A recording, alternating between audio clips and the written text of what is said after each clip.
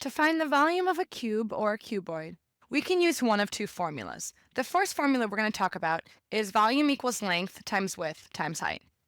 This formula is going to help us whenever we have a cuboid that is not broken down into smaller cubes. Let's take a look at an example. The volume of a cuboid is length times width times height. That means that if we find the length here, the width here, and the height of the cuboid here, and multiply the three dimensions together, length times width times height, we'll get the volume.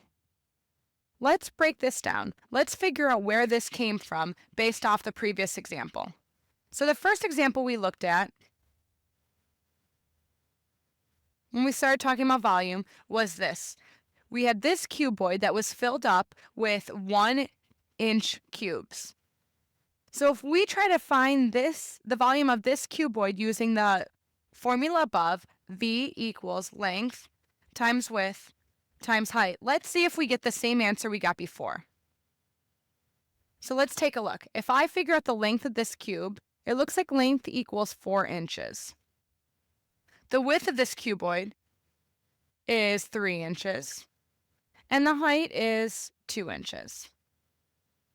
So if I do 4 times 3 times 2, I do get 24, which is the correct answer. Well, let's figure out why that's true. In this cuboid, we have 2 rows of exactly the same thing, of 12 cubes. We can get the 12 cubes by doing the length times the width. And that's how we can get the first row. Then if we take that area and multiply it by the number of rows, or the height, we could get the volume of the entire cuboid.